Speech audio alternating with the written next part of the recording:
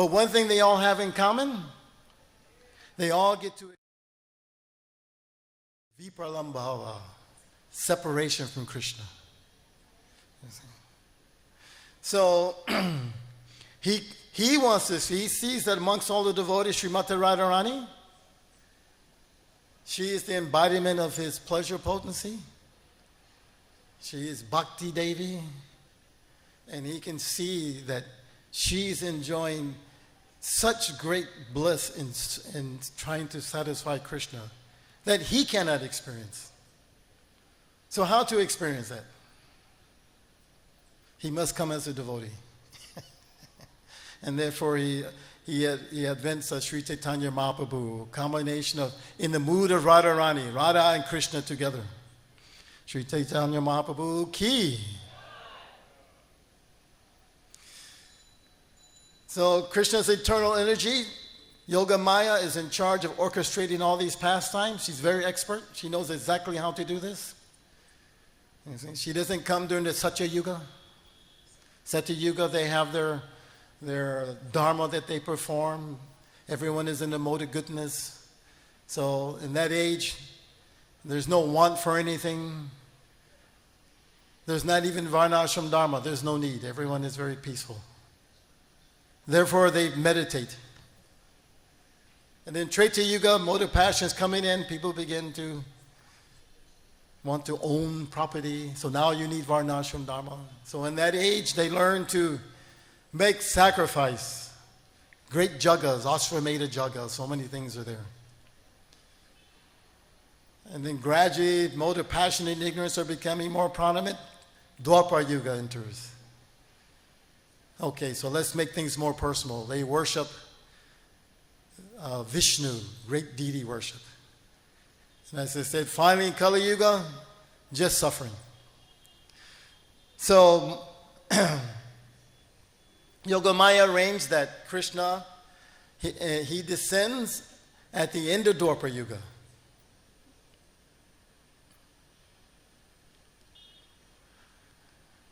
By doing that, this Leela can lead right into Kali Yuga, where the most mercy can be had.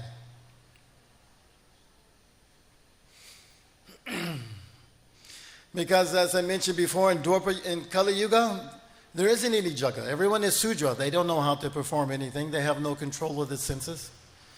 And as I mentioned, actually, they're less than Sudra. Nobody's interested in performing the sacrifices that are necessary to reap the bounty of the earth. And Lord Krishna mentions this in the Bhagavad Gita. He says, Yesham twantam katam papam jananam punya karmanam tvedanda moha nirmukta bhajante mandrita vrtaha. That those who can engage in his devotional service with determination, who are they? There are those who are antagatam papam. They have completely eradicated all their sinful activities. Just the opposite of Kali Yuga. Everybody's sinful. What else? They're kamana, punya karmanam. All their previous activities are very pious. And they're dvanda moha, nirmukta. They're free from the delusions and dualities of this world. When you're in that condition, now you can worship Vishnu. Who's like that in Kali Yuga? Maybe a handful of people. Go to South India, you can find some. So in this age, there's nothing but bad qualities, and everyone is suffering, and the earth restricts her bounty. Krishna says that in Bhagavad Gita also. Saha jagna praja shrista puravacha prajapati anena pavavishadyam ishayo visa kamaduk. That in the beginning of this creation, he created this system of jaga, that the men and the demigods can all live and strive and be happy. And if it's not performed, everyone suffers. So this is a very pitiful age. So Krishna, as I mentioned, he sees our suffering. He wants to relieve it.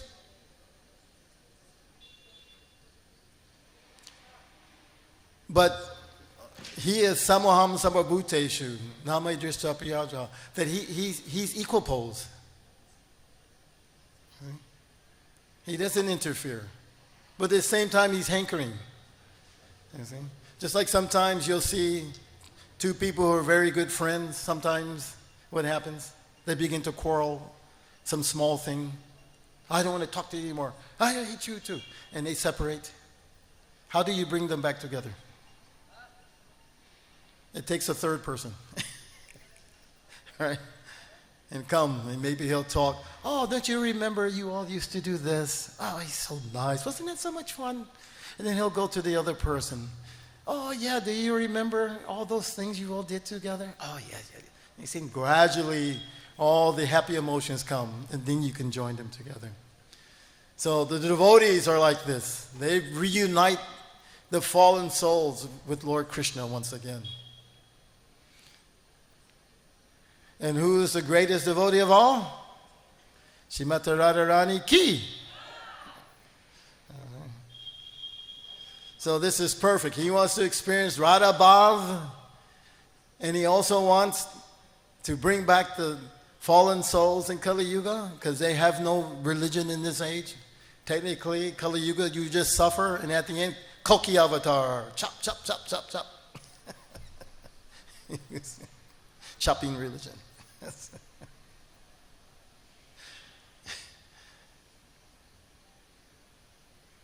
So Krishna comes to display the pastimes which are not revealed in the Vedas. They're hinted, but they're not revealed. You see, this material world was designed for all of us who want to exercise our independence. You know, everything, because we are part and parcel of Krishna. Therefore, we have all the qualities of Krishna, but in minute quantity. So Krishna's independent. We're independent. It's natural. But sometimes we think, oh, wouldn't it be nice to be the Supreme Person of Godhead? So Maya says, okay, come to the material world. I'll put you in illusion, give you the confidence to make you feel that I can do anything. I can be the Lord. Everyone will love me and worship me. So this is the place for that activity. But that doesn't satisfy the soul, because that is not our nature. Our nature is to give, not to receive, like that. So how to turn them? Just by giving Vedas, lecture, you're not the body, Krishna is God, you must surrender to Krishna. Does that make anyone feel enthused? Surrender. No. If you see these wonderful pastimes, then what happens? Oh, wow, that is so nice. It awakens your love inside. Compare it to your current situation. Maybe I can do like that. You begin to desire to enter into those pastimes. Therefore, he comes and displays them. It's said that a picture is worth 1,000 words, isn't it?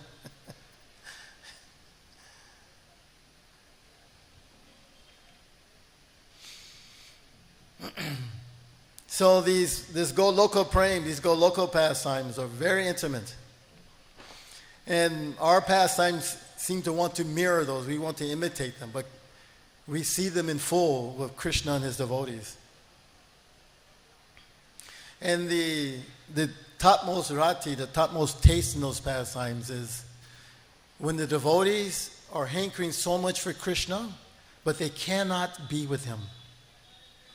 Therefore, Yoga Maya, what does she do? She makes arrangements for that.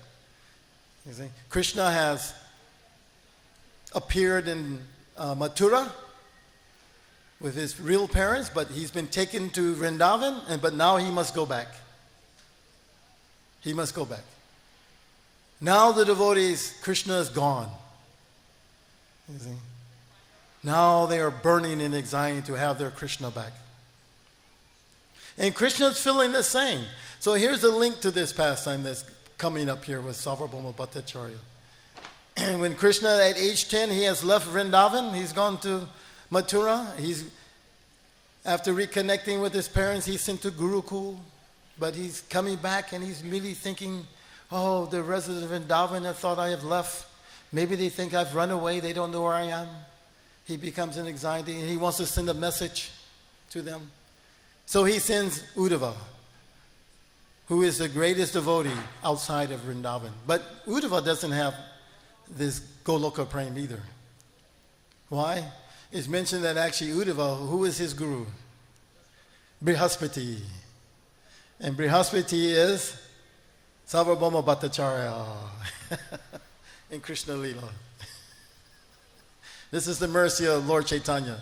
Everybody gets to experience Krishna praying as the residents in Goloka Vrindavan. Even the demigods, everyone gets to come down.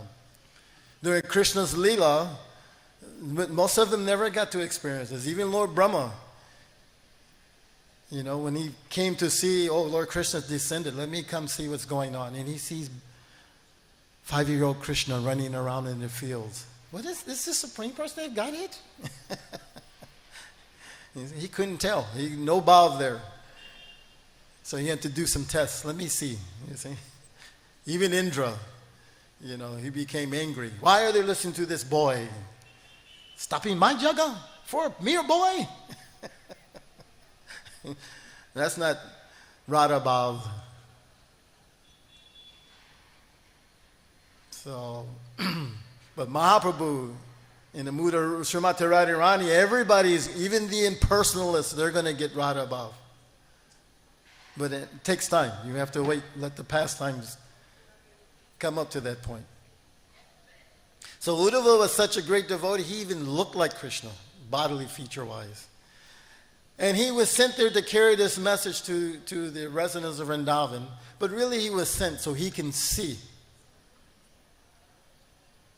and feel what is this Radha Bhav.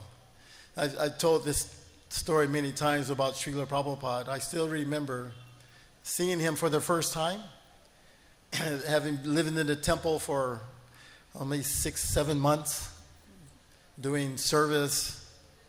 And at that time, we used to have, maybe you haven't seen, they had called it a film projector, a big roll like this with a movie you had to play, not videos like nowadays. And we would watch the Hare Krishna people. You could see Prabhupada in that video. It was very nice, inspiring. But then finally you get to see Prabhupada. And the advantage of that is when you're in his presence, you can feel all his emotions. Everybody can feel it. And you become so convinced by that. Yes, I must become Krishna conscious. Gives you such enthusiasm. All the other things give us enthusiasm also, not that they don't. But then if you could get that also, that's a good boost. You see? So, very grateful Krishna allowed me to be able to be in his presence like this. So Uddhava going to Vrindavan, same thing. To see this. It looks like they're suffering because Krishna is gone. They're near death. But that's actually the topmost pleasure.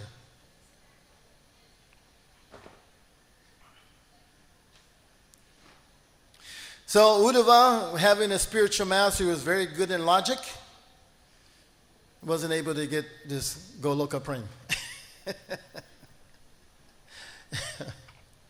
Until he went to Vrindavan.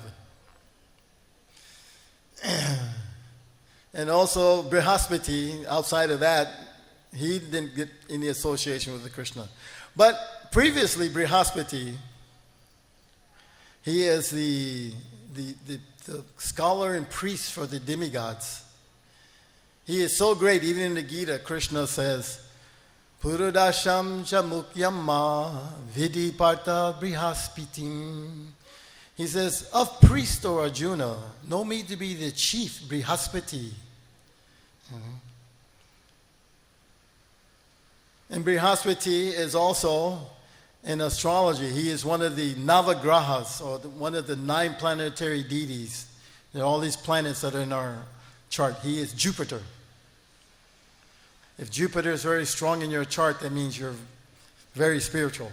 So you find most devotees, they have very strong Jupiter.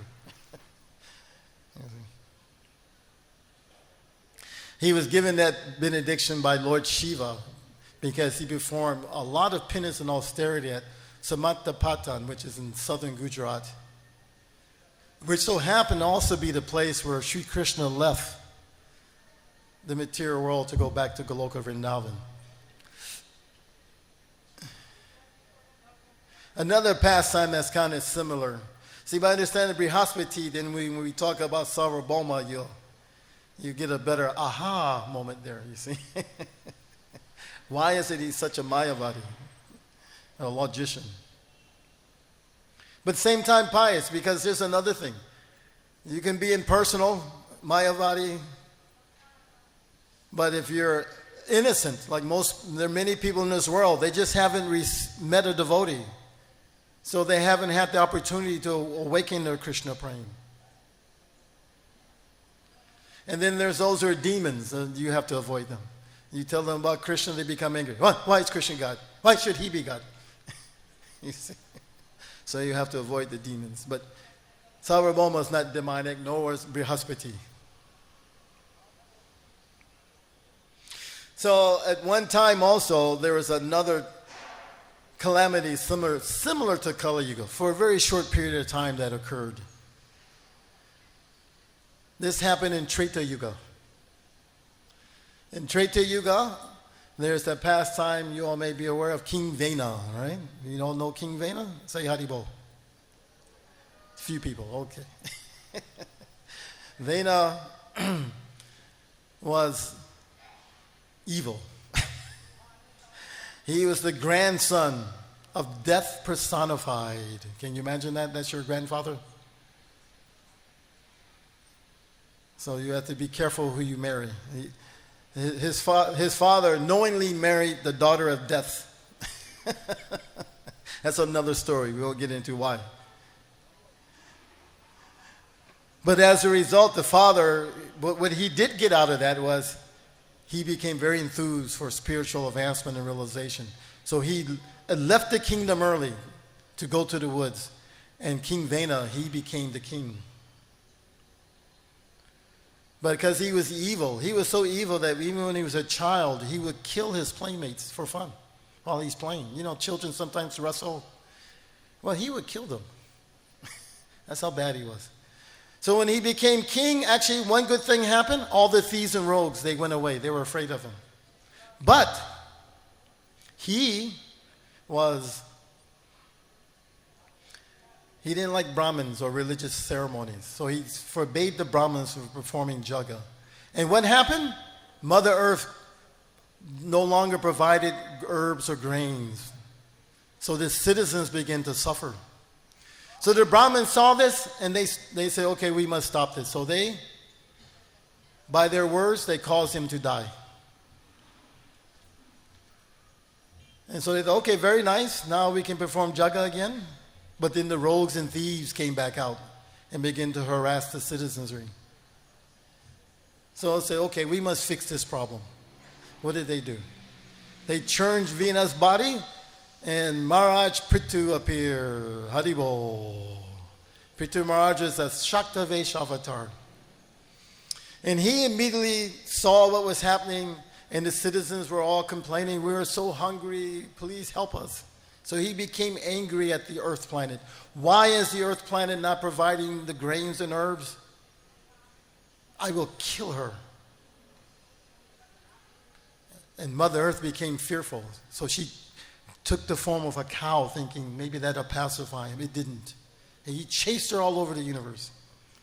Finally, she began to pray to him. Why are you doing this? I'm a cow. I'm a woman. You shouldn't kill cows or women. You are worthy of being killed because you are withholding grains from the general population. So she pacified him actually by telling him, well, if you just perform a jagat, then the grains will come. They're all still within me. But I had to withhold them because they're sinful. So what they did was they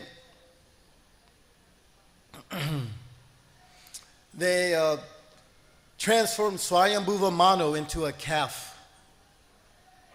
And then they began to milk Mother Earth as a cow. And all the herbs and grains came out, and Prithu Maharaj contained them within his hands. Now the citizens could all eat Haribol. But something else is missing. Eating is very nice, yes? Nobody likes to be hungry. But what's the point in eating if you don't revive your spiritual activities? You're no better than an animal. So the sages, they could see this also. So they decided, let's fix this problem. So they took Brihaspati and turned him into a calf. And then they began to milk Mother Earth again. And what was the result of this milking? Vedic knowledge. You see? Now with Vedic knowledge, they can purify their words, their mind, and their hearing. So we need both. So therefore in this age, Prabhupada mentions in that purport was very essential. He says, the essence of all Vedic knowledge is the Maha Mantra. Hare Krishna, Krishna Krishna, Hare Hare. Hare Rama, Rama Rama, Hare Hare. You see?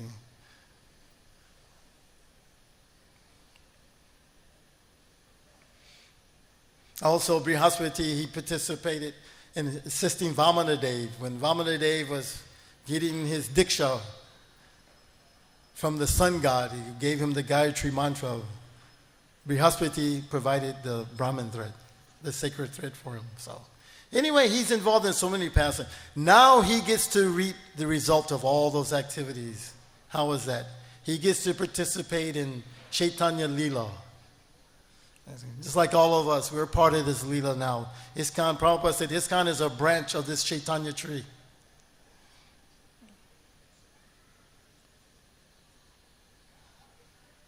So again, our fantasy is to imitate all these pastimes of Krishna, but all we're doing is suffering. And these divinities in the material world, how do they suffer? Karmis, right? Religious, not religious, fruit of workers. A little more advanced, they become jnanis. They realize all this working is a waste of time. Or yogis. But they're devoid of Krishna praying because they require a devotee to give that to them.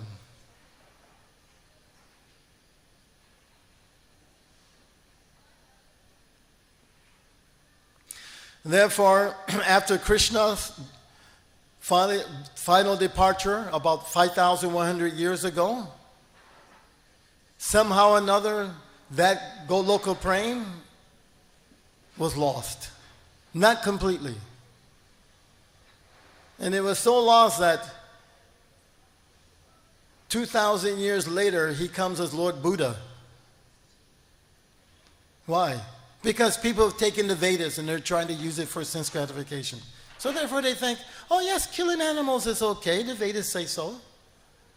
So Buddha came to turn them away from the Vedas and get them to stop all this animal killing. But we need Chaitanya's Leela, therefore we need Vedas. Therefore he sends Lord Shiva to come as Sankaracharya to reestablish Vedic principles. And he did it in a very clever way. How many people here know Sanskrit or Sanskritis? Anyone? Not me. No, there's a lost art, not so much anymore these days. With Sanskrit, you can combine words in so many ways and come up with so many different conclusions. Very tricky. It takes years of studying to understand properly. So Sankaracharya took the Vedas and somehow or another took that atheistic philosophy of Buddha and tied it back in. That yes, everything is one, and all using the Vedas to do this thing. So as we go on more and more, finally, Madhavavinda Puri, actually, he's the first Acharya after Krishna's disappearance to exhibit the symptoms of Goloka praying. Who is this Madhavavinda Puri? Of course, we know he's the one who brought for us the Anukut, Govardhan Hill celebration, and all these other pastimes. And he also became the spiritual master of Ishvara Puri, who became the spiritual master of Sri Chaitanya Mahaprabhu.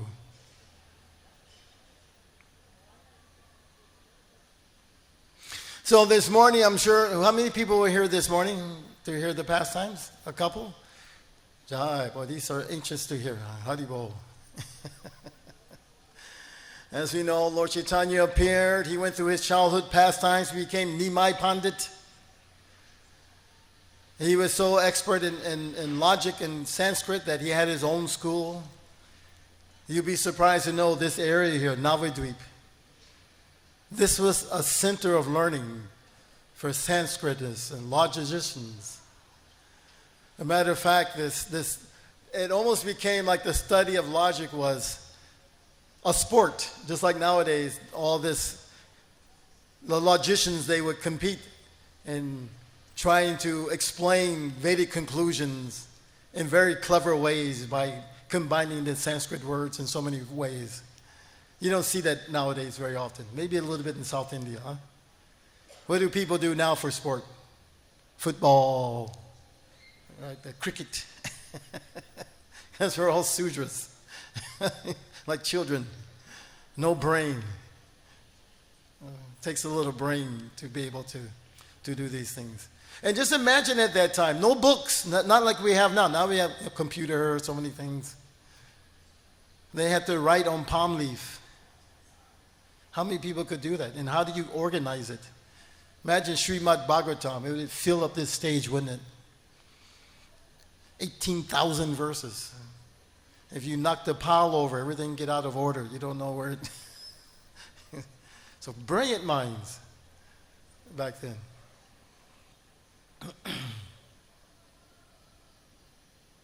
So after Nimai, he comes in contact with Ishvarapuri. He becomes his disciple. And because he is the supreme person of Godhead, he achieves Krishna Prema in 1 second. We've heard this before, haven't we? Right, where Srila Prabhupada, many people approach Prabhupada and they ask, how long does it take to become fully Krishna conscious? And what did Prabhupada say? It is 1 second business. I mean, what's taking me so long?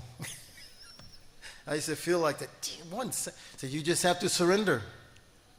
It's up to us. Mm-hmm. So Lord Chaitanya is the example of that, perfect. And after he comes back, he begins Sankirtan movement, and he realizes that, well, you know, people don't respect him as a householder because their hearts are kind of hard. And they begin to make offenses to him. Just imagine if he's a householder and he tries to approach Sarvabhauma Bhattacharya. He's not going to care for him very much. So therefore he takes sannyas. He took sannyas for the sake of saving these logicians and other offenders. Because by paying no obeisances, they get a relief from all their offenses.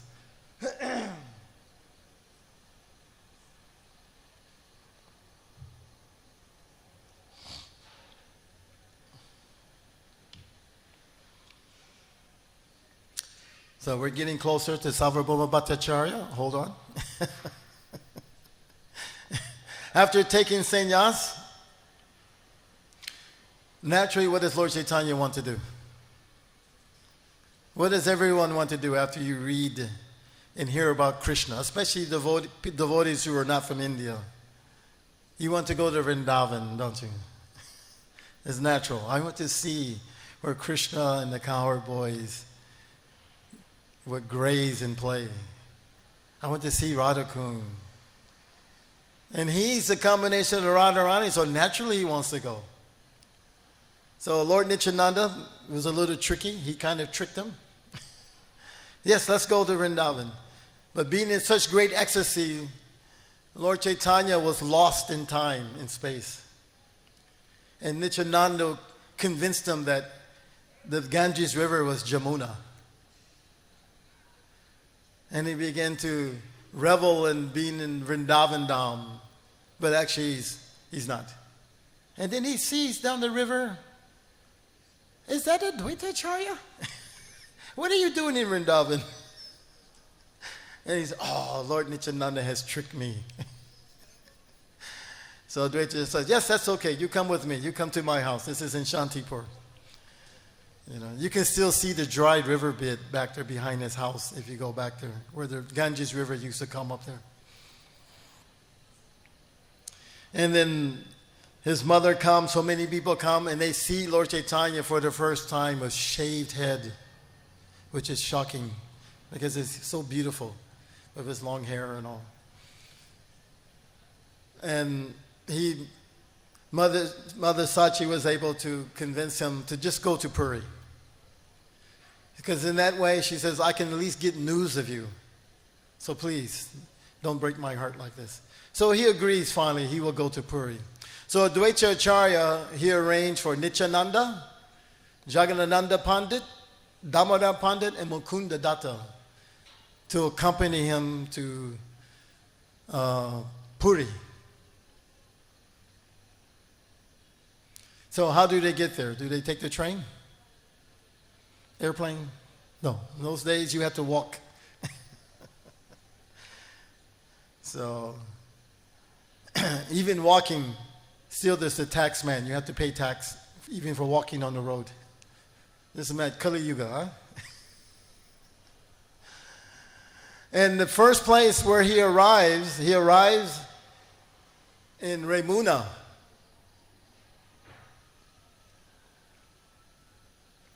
And in Remuna, what is in Remuna? Who knows? Chota Gopinath, the Kirchor Gopinath Deity is there. And Mahaprabhu, he had heard this pastime from his spiritual master, Ishvara Puri. So he relays the whole pastime to Nityananda and the other devotees about Kirchor Gopinath.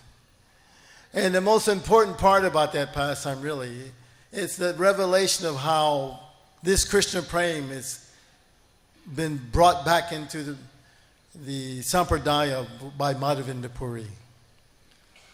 As we know, again, the pastime of him finding the deity ordering him to bring sandalwood paste because he's still hot. He needs to be cooled off.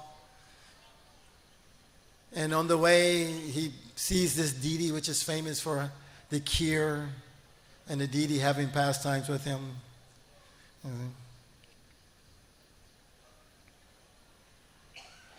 After Remuna, they continue their journey, and they come to Kattikat,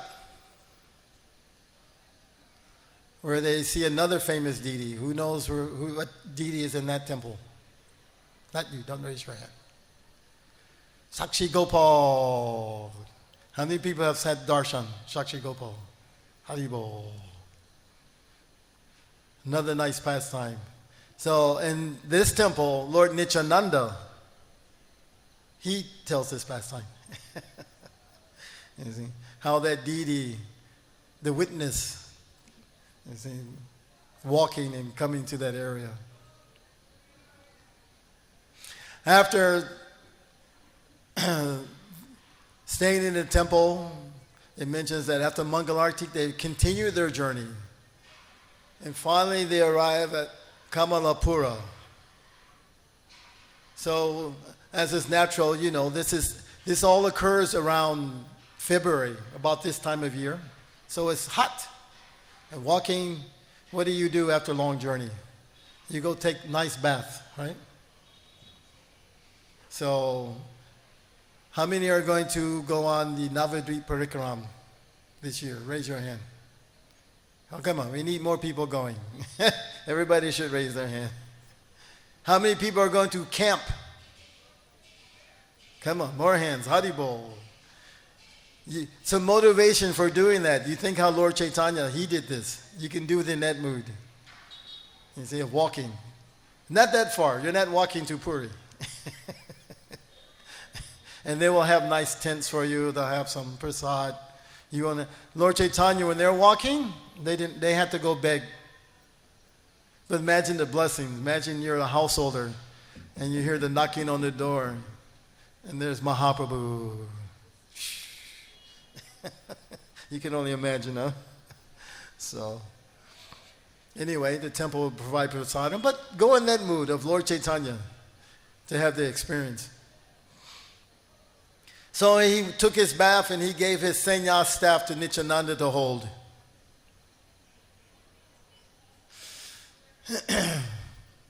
And at that time, Lord Chaitanya wanted to visit the temple of Lord Shiva. And Nityananda, he didn't like Lord Chaitanya carrying a danda. So why should he have to? He's the supreme personality of Godhead. Why is he burdened with his danda? You see the sannyasis always have the switching arm. Sometimes they give it to a brahmachari. I saw one Maharaj here now. I think he's cheating, that's what I say. He built a little loop on the thing so he can put it over his shoulder. I was going to ask, I think you're cheating. You have to hold it. You can't have the, bag.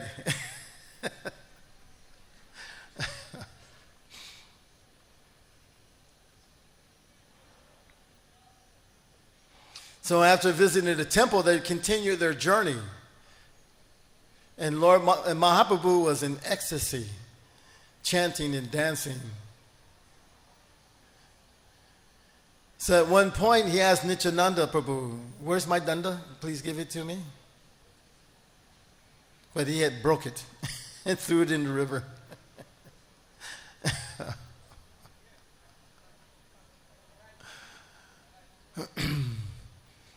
So he told Mahaprabhu, he said that, "You don't remember, but you had fell into ecstasy and I had grabbed you. And when I was holding you, we fell on that danda and it broke.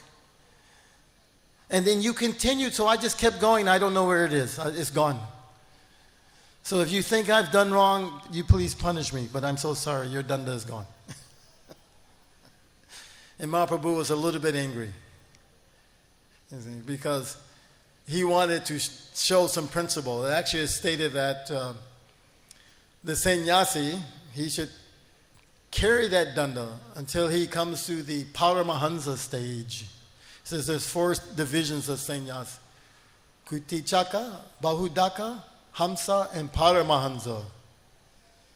So when they're in those first 2 stages, they must carry that danda.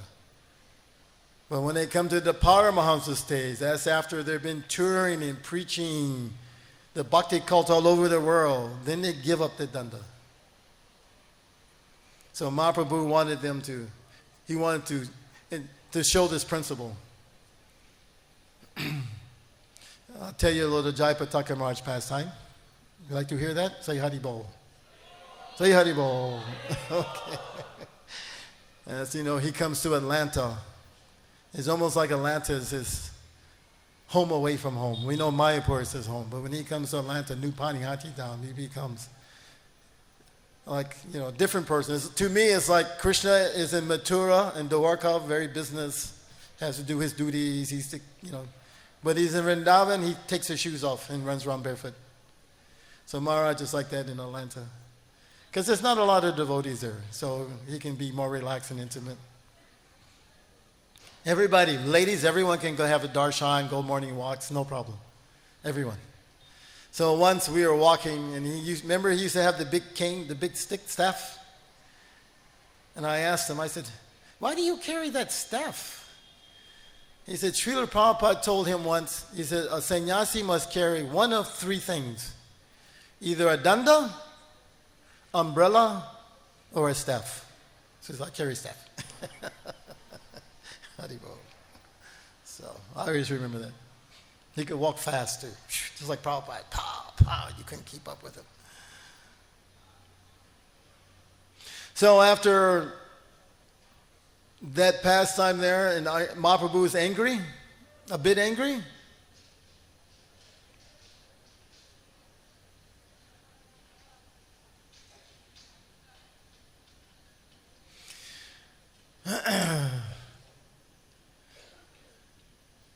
He told the devotees, "Okay, you've taken me this far. So now either you go in front of me or you go in behind me. But you're not coming with me." And we do like that, right? If you become angry with your friend, please just go away. I don't want to see you right now. I'm not feeling good. Go. Yoga Maya, very clever, isn't it? Breaking that danda made it so that Mahaprabhu can be separated from them. Because now he's going to the Puri temple. He needs to go by himself for this pastime to occur. He can't go with them because they can prevent him from feeling these ecstasies. So he has to go by himself. So he says, you either go in front or you go in back. So Mukunda said, you go ahead, we'll come behind you. Go. So Mahaprabhu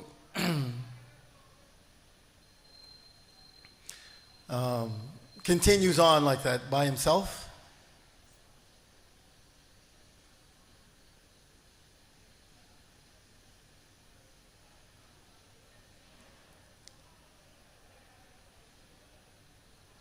And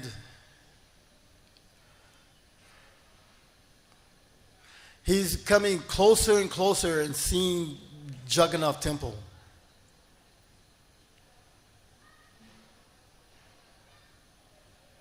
You can imagine now, he's in the mood of Srimati Radharani. What is this pastime of Radha and Jagannath? Even Jagannath's temple is there is very important. Right?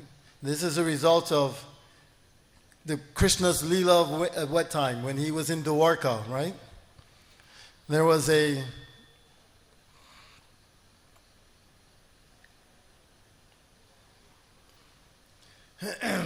there's a period that occurs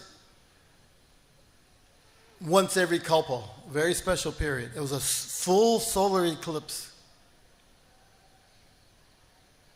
So the residents of Dwarka and Vrindavan, they're all part of Yadu dynasty, they all come to Kurukshetra so they can take bath during this period of time and perform some other rituals.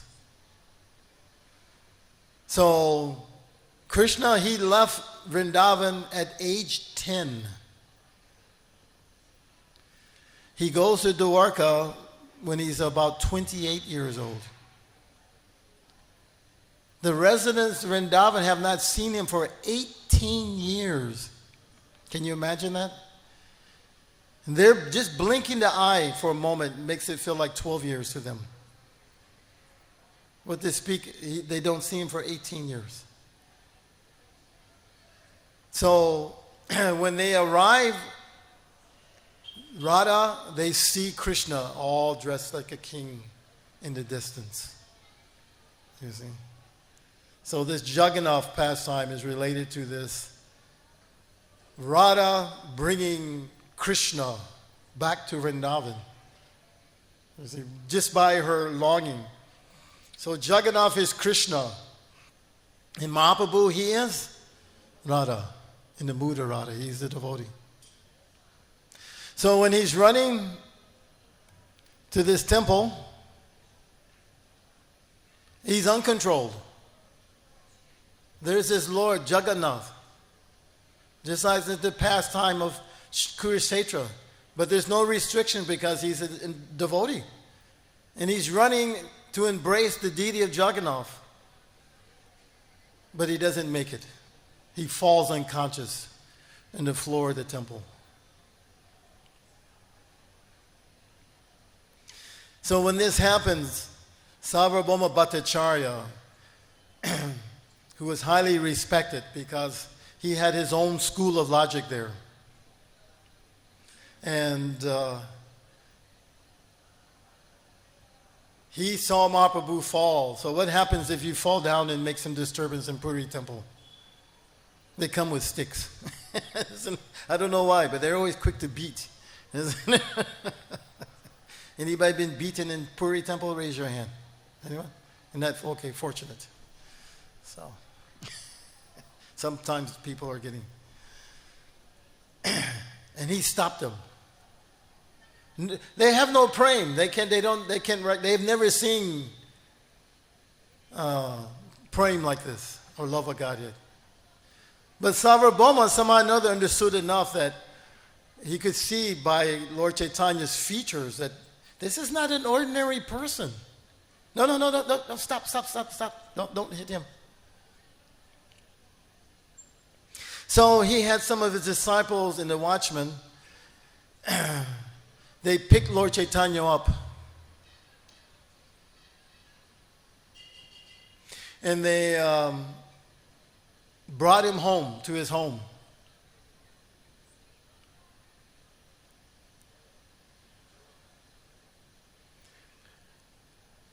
I lost it. I had a place in here where, Lord, I can't remember what this place, but that home of Sarvabhauma Bhattacharya is still there. It's some kind of monastery now. Has anyone been there to visit before? Yeah, it's still there. So they brought him there. And it appeared that they didn't, is he alive? They can't tell. His abdomen's not moving. It doesn't look like he's breathing. So he orders, bring some cotton swab, and he put cotton swab near his nose, and they could see it moving. Oh, okay. He's not dead. And they began to examine his body, and somehow or another, because he was, I don't know where he got this knowledge from. It would be nice to know. I don't know this Leela very well. That's why I wish I had like Bhakti Purushottam Maharaj here to talk to you. He knows all the intricate details, right? But how is it that he knows about the transformations of ecstatic love? He's a Mayavadi. Of course, the Mayavadi principle at that time too was they would say, yes, you worship your deities. You do all these things. And what will you be your complete realization in the end? What will it be? I am Narayan. We're all Narayan, you see. They never come to that conclusion. It never really happens. But anyway, that's their goal. It's incomplete.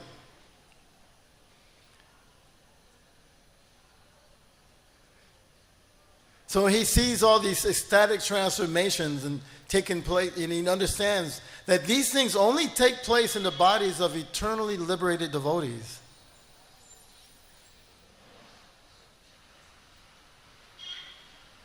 So by this time, Nityananda and the other devotees, they arrived in Puri, and they went directly to the temple, because Nityananda is also a Supreme Person of Godhead. He's longing to see Jagannath. And as they begin to enter the temple, they hear the people talking about, this beautiful sannyasi, tall, with arms long down to his knees. He came running into the temple and he fell unconscious in the temple. And Sarvabhauma Bhattacharya took him home. And so hearing this,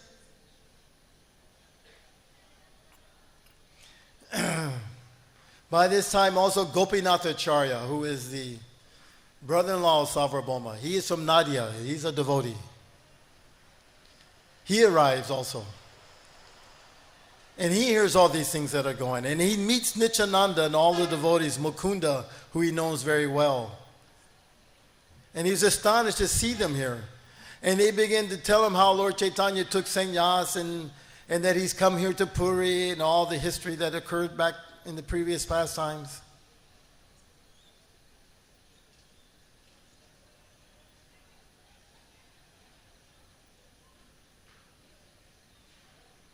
So then he says, I'll take you to Sarvabhauma Bhattacharya's house. Let's go find Lord Chaitanya. So they all arrive at his home. And Sarvabhauma Bhattacharya offers obeisances to Nityananda Prabhu and the others.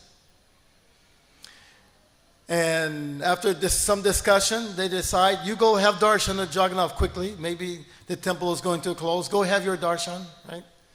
And then you can come back. So they go back to the Puri temple. I believe Sarvabhauma Bhattacharya is not very far from Puri temple, is it? I haven't seen it, is it? Those who've been there. And when they come back, still Mahaprabhu is unconscious. Of course, Sarvabhauma Bhattacharya, he doesn't know what to do. He's not a Vaishnava yet. So what do the devotees do? What do they do? Hare Krishna, Krishna Krishna, Hare Hare, Hare Rama, Rama Rama, Hare Hare. And then immediately Mahaprabhu, he awakens and he chants, Hare Hare, Hare Hare. He comes alive.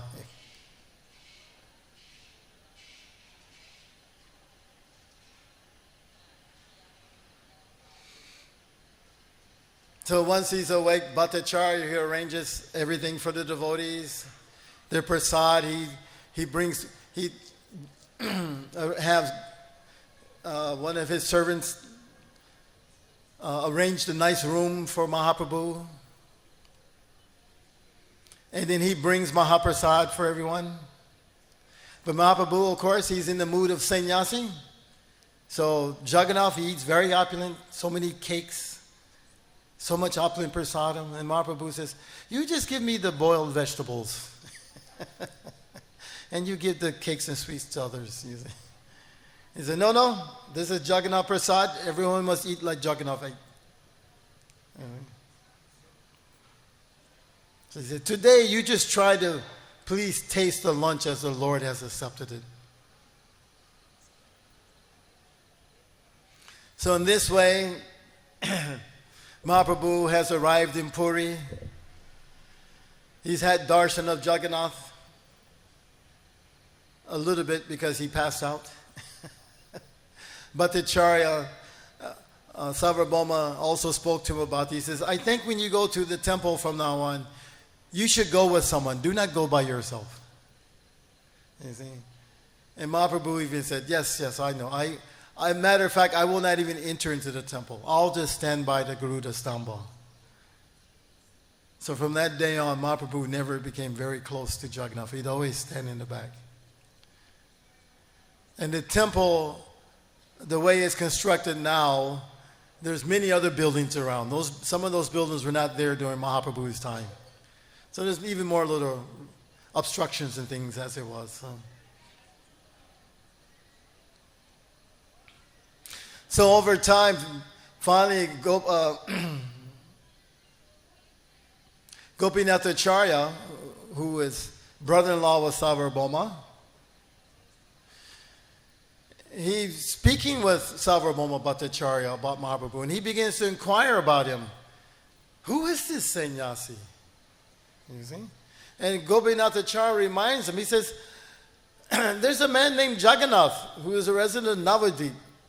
You see? His surname was Mishra Pandra. You see?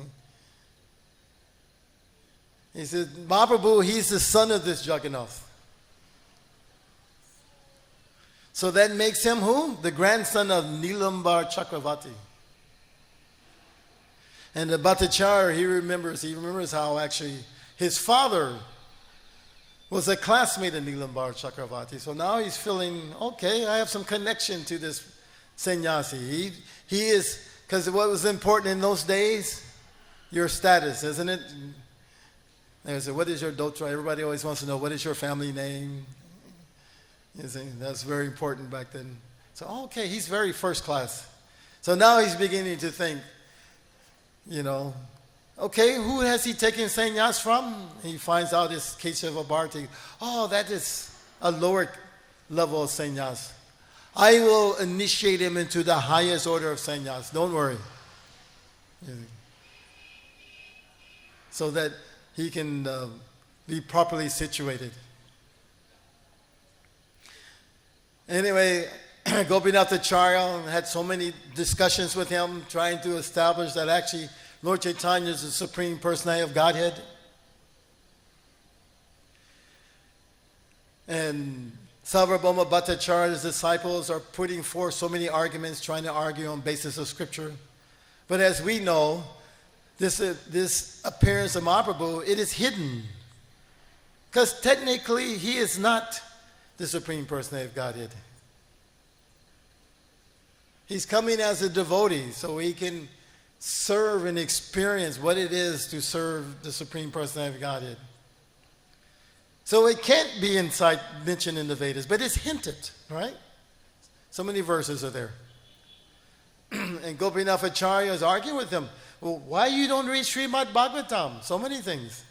But Mayavadis, they don't like that so much. They like all the logic.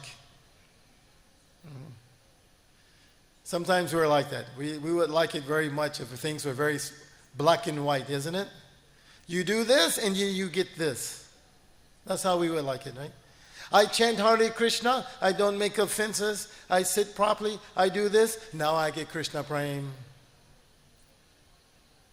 It doesn't work like that, I hate to tell you. It does, but it doesn't. There's more to it than that.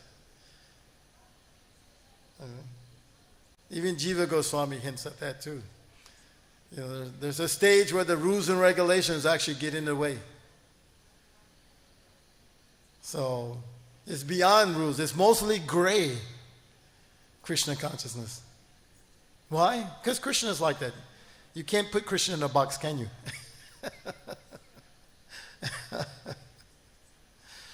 So that makes life exciting, isn't it? If everything's so black and white, where's the fun in it? There's no adventure. Do this, do that. This happens, that happens. Okay. No.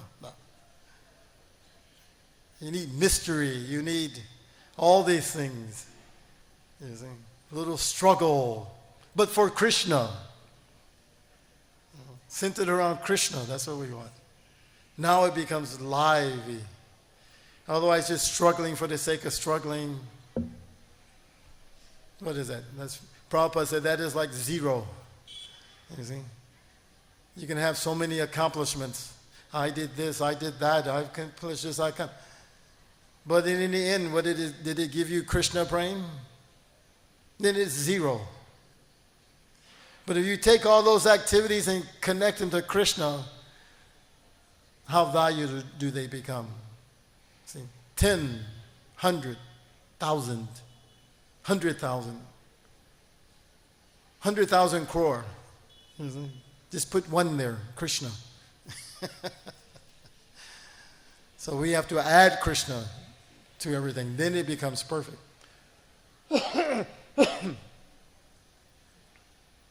Anyway, he wasn't able to convince him. He says, don't worry, I'll talk to Mahaprabhu later. So they go back and they tell Mahaprabhu what occurred.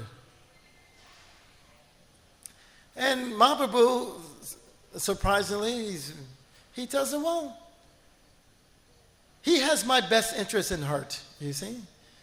He's simply trying to save us. See, this is Vaishnava. You can't offend the Vaishnava. He only sees the good in the activity. So later on, he meets with the Sarvabhauma Bhattacharya, and they go to the Puri temple again to have darshan. And he decides at that point, Sarvabhauma, that I'm going to help you. He's going to help Mahaprabhu. He said, and Mahaprabhu says, yes, I am a young sannyasi. I need your help. You are such a great scholar. You please instruct me.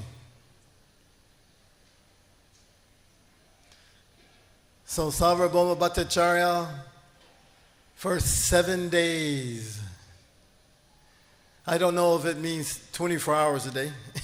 It doesn't say.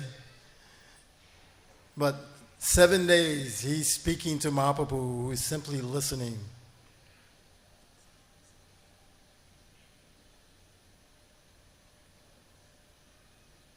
And eventually he says,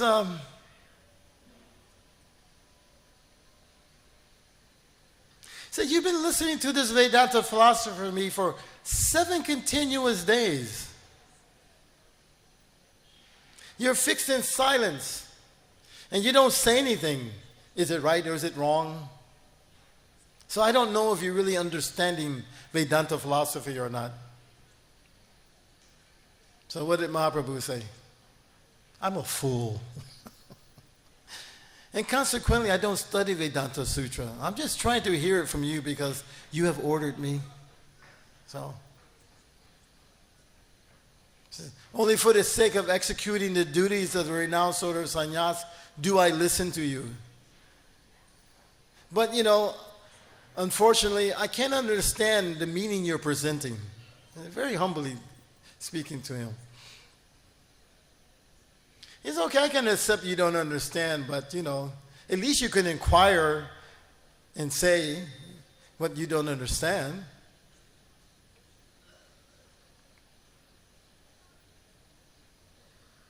And Mahaprabhu replied, he says, I understand the meaning of each sutra very clearly, but your explanations agitate my mind.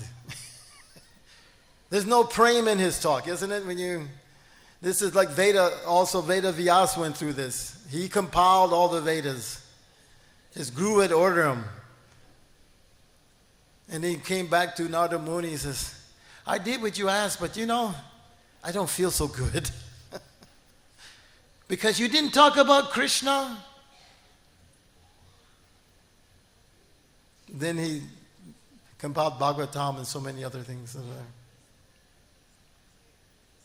So Mahaprabhu said, you don't explain the direct meaning of the Brahma Sutras. He said, actually it appears that, you're trying to cover the real meaning. That's what it looks like. You're purposely covering up the meaning.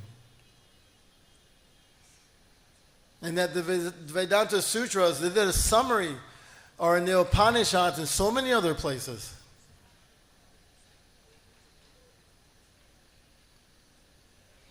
So then Mahaprabhu, he goes on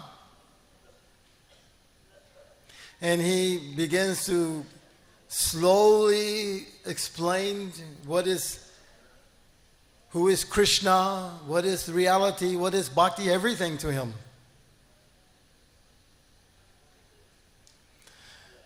And the Bhattacharya, he's putting up some arguments. I went a little long, so I'm running out of time. Hey, Prabhu, Jayapataka Maharaj is coming next, right? Okay, I'm just wondering time-wise.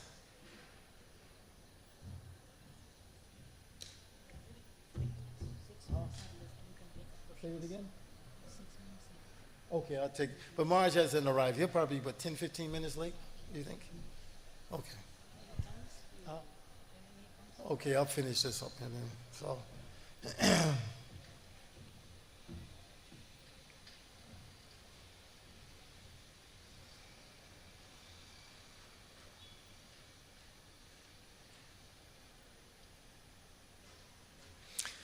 Anyways, we're ran a little bit over time, but in the end, Mahaprabhu explains the Atmarama verse, which was very important.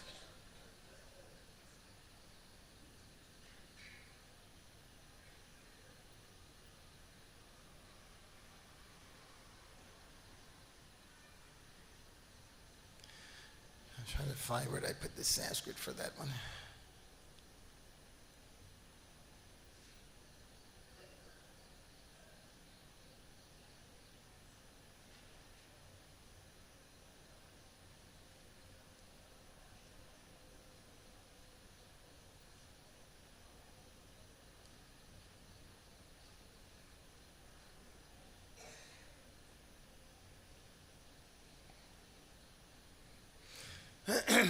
In the end, he finally awakens Sarvabhauma Bhattacharya. And he realizes, oh, you must be the Supreme Personality of Godhead. Who else, he said, could have convinced me of such? So it's worthy of noting here, I didn't mention earlier, but Mahaprabhu, specifically, if you look at his Leela, he would preach to these logicians and Mayavadi's Paramahansa, Ramananda Roy, the six Goswamis. And you see Nityananda and Haridas Thakur, who do they preach to? Jagai Madai, door to door knocking. See, in this way they covered everything.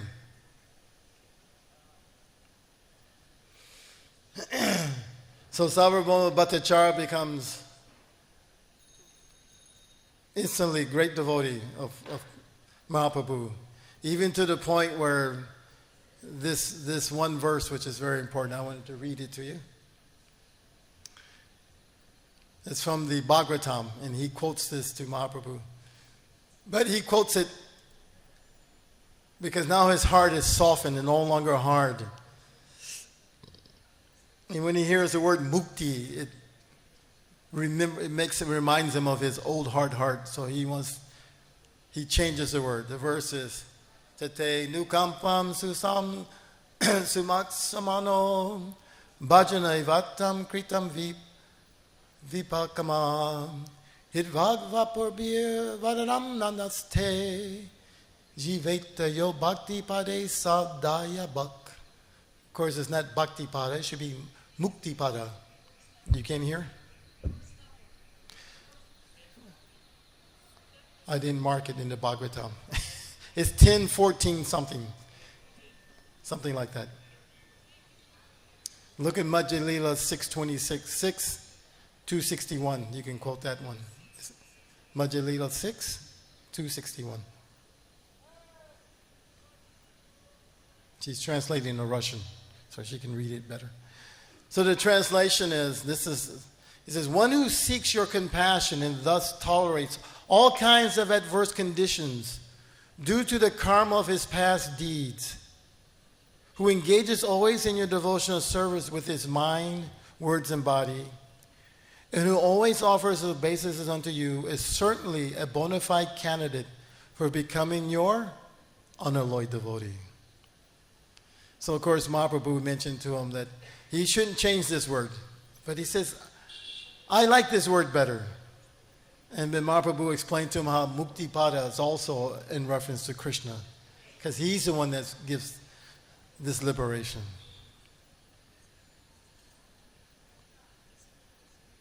So let's end here with a nice prayer here from Krishnadas Kaviraj. He gives some benedictions at the end of this Leela.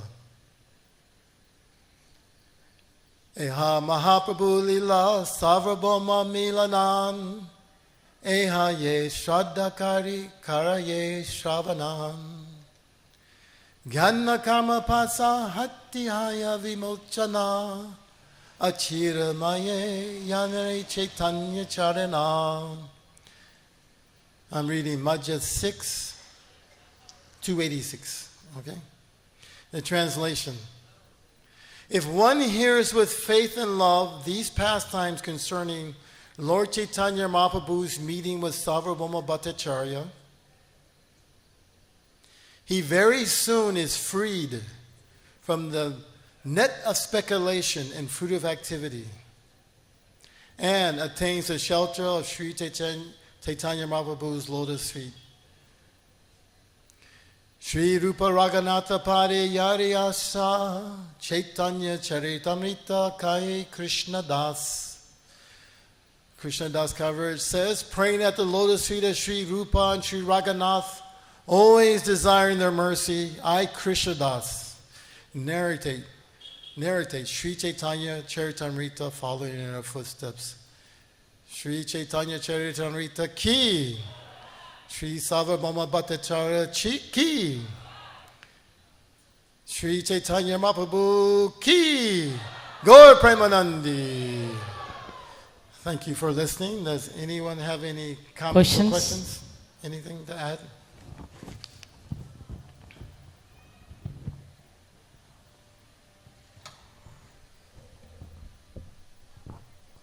Hare Krishna, Prabhuji.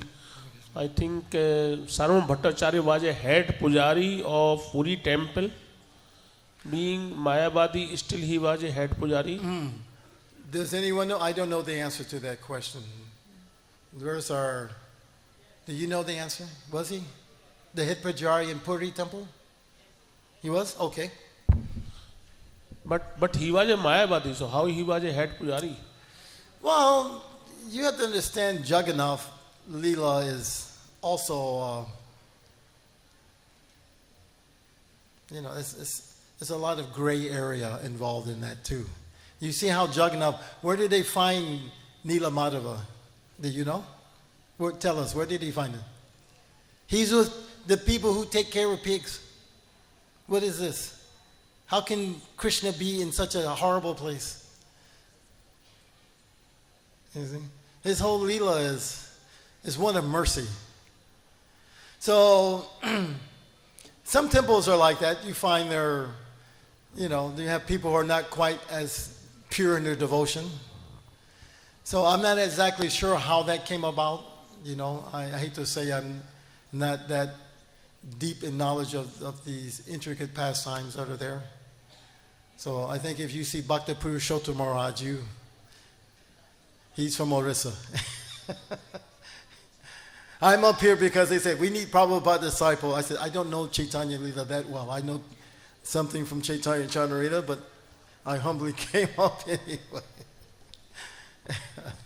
Any other questions? Or comments, if you have.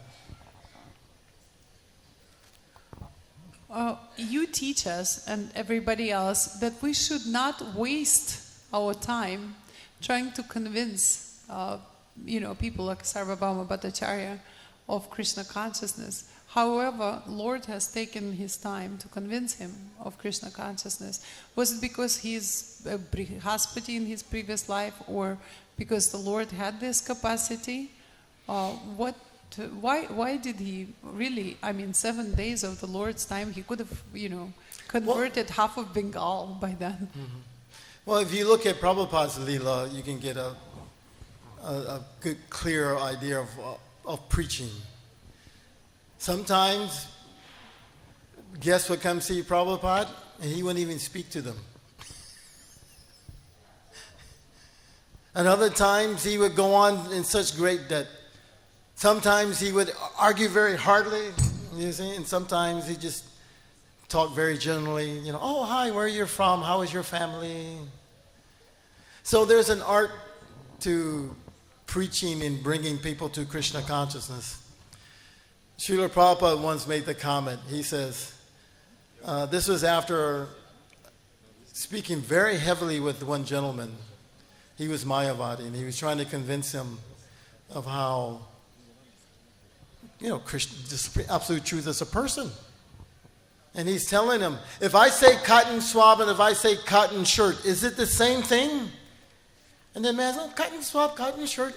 If I say cotton swab and I say cotton shirt, is it the same thing?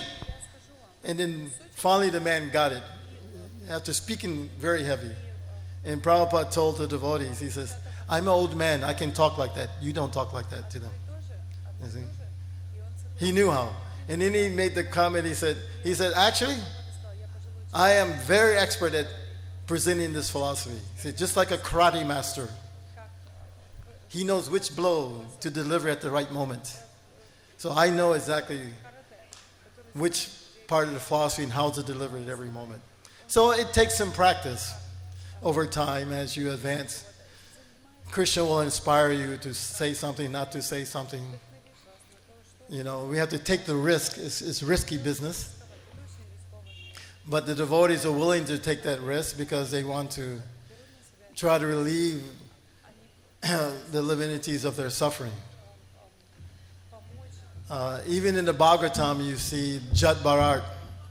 He was Bharat Maharaj in his previous life, right? And he had to take birth as a deer. But he could remember his previous life.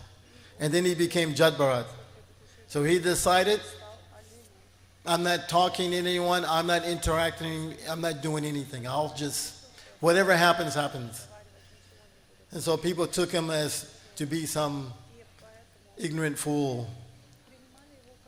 But when he was carrying the palanquin, the king on the palanquin, and the king was going to chastise him for trying not to step on the ants and making him bounce around, what did he do? He spoke to him. He said, that's a super soul. So, anyways, we have to preach to who we can preach to. Let's put it like that. Like there's some people I can talk to, I can inspire, and there's some people I talk to, they go, he discourages me. So we all don't have to be like Prabhupada. We all don't have to be like Mahaprabhu. Even Prabhupada made that statement once when he built Krishna Balaram temple. One gentleman challenged him a bit. Why are you spending so much money and effort on this temple? He said, I'm doing this to attract you. He said, here is Bhaktivedanta Swami sitting under the tree. Who will come? He said, I'm not Mahaprabhu.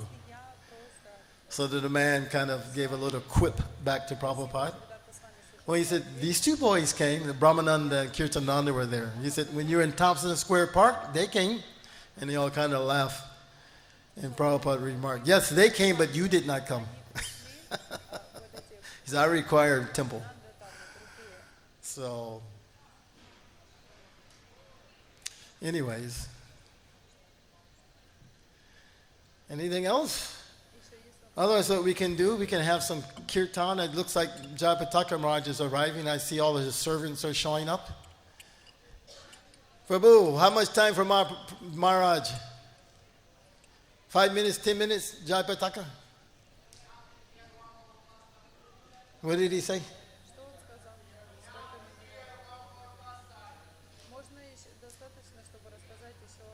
10 more minutes?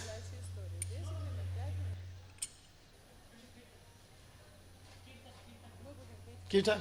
Okay.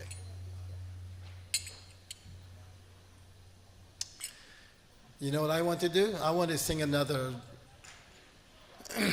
bhajan. How many people know Udila Aruna? Raise your hand. Not very many. Huh? I can hear. Tell me again. Okay. Okay. We'll do like that.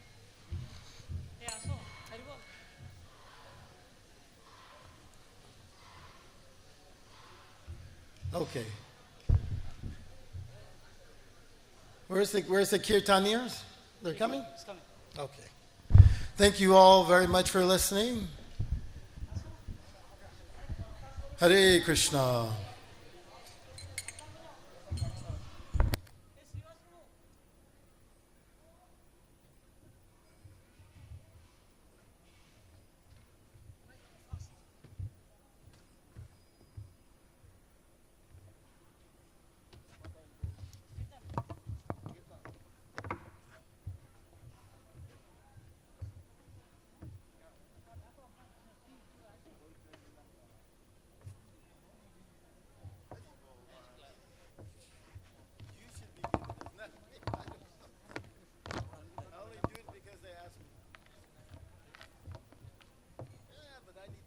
Down more.